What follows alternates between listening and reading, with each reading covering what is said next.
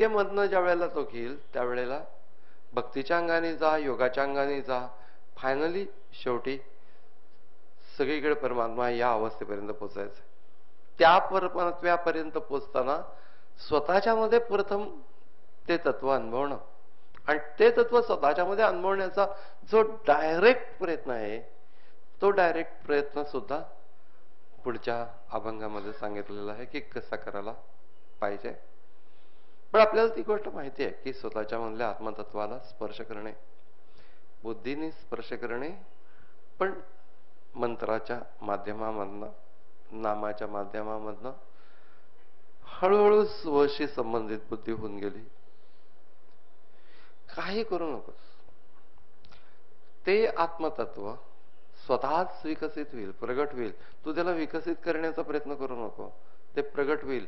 प्रगटच आहे ते, पण अंतःकरणाला ते झेपत नाहीये.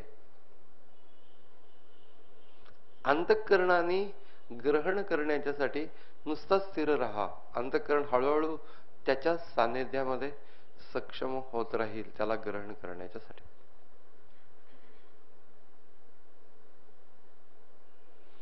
उपनिषदांच्या मध्ये सुद्धा तस्यैष आत्मा विवृणते तनुस्याम, म्हणजे स्वतःच प्रगट होतो अशा व्यक्तीच्या होते.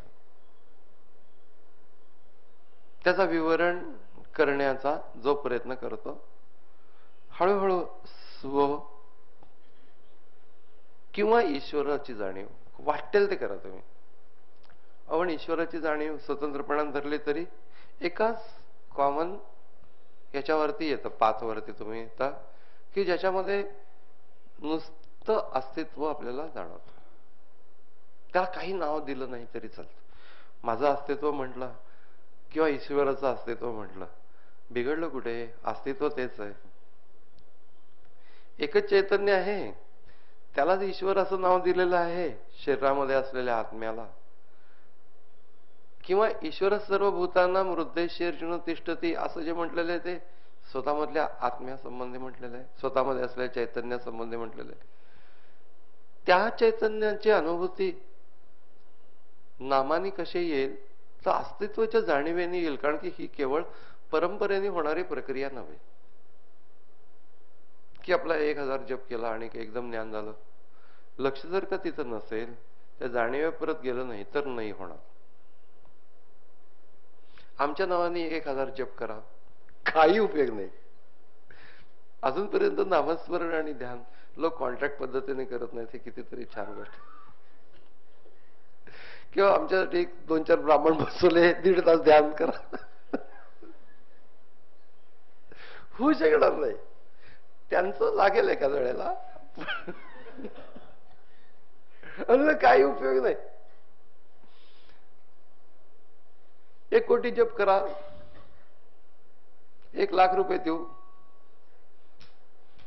करतील ना ते. 1 लाख रुपये पण मिळवतील, त्या जपाचा उपयोग पण त्यांनाच होईल, तुला काही होणार नाही.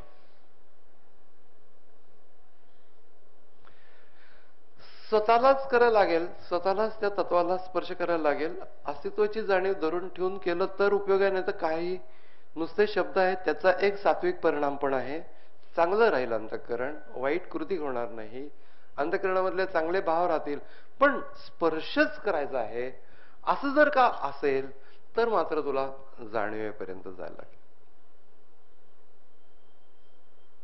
जाणीव नेणीव भगवंती नाही, याच्यामध्ये जे जाणीव शब्द म्हटलेला आहे तो ज्ञानाच्या अवस्थेची जाणीव या अर्थाने म्हटलेला आहे. आणि आपण आता जो जाणीव हा शब्द वापरतो तो अस्तित्वाची जाणीव या अर्थाने वापरतो आहोत. त्यामुळे अस्तित्वाची जाणीव धरूनच जायला लागेल. देवाचं स्मरण एखाद्या नामाने केला तर तो आहे तिथं अशी जाणीव तर ठेवायला लागेल की नाही. तर अस्तित्वाची जाणीव हा मध्यवर्ती भाग आहे. मग तुम्हाला जर का एखाद्या ईश्वराच्या नामाने ती जाणीव निर्माण होत असेल, होऊ देणं, काही काळ आणि आपोआप ती आत्मतत्वावरती येईल. कुठलीही घाई करू नको, काही करू नको, नैसर्गिक रीतीनेच येईल. काही लोकांना वाटतं की स्ववरती लक्ष केंद्रित नाही झालं मग आता करायचं काय? काही गरज नाही, ईश्वराच्या अस्तित्वावर झालं तरी पुरे आहे. भक्तिभावाने आम्ही करतो, छानच आहे, करत जा. फायनली तुम्ही एका कॉमन ट्रॅकवरती येता की जिथं अस्तित्वाची जाणीव आहे ती ईश्वर या सापेक्षतेने नाही, मी या सापेक्षतेने नाही, नुसती अस्तित्वाची जाणीव आहे. जी विश्वात्मक अस्तित्वाची जाणीव आहे तीच अस्तित्वाची जाणीव शरीरात्मक आहे. आणि त्याच अस्तित्वाच्या जाणीवेला संवित असं म्हटलं जातं. मग त्याच्याशी संबंधित ज्या वेळेला बुद्धी होऊन जाते, लक्ष आपलं त्याच्यावर केंद्रित, बास पुढे काय करायचं, काही करायचं नाही. या अवस्थेमध्ये राहणाऱ्या व्यक्तीला तो आत्मा स्वतःचं स्वरूप दाखवेल, स्वतःला विवरण करून दाखवेल, प्रगट होईल. म्हणून त्याच्या ज्या अवस्थेच्या मध्ये कुठल्याही बाह्य जगताच्या वृत्तींच्या संबंधामध्ये मन न राहता फक्त त्या अस्तित्वाच्या जाणीवेत राहील, ईश्वराच्या म्हणा किंवा आत्मतत्वाच्या. दोन्हीचं कॉम्बिनेशन होऊ शकतं का?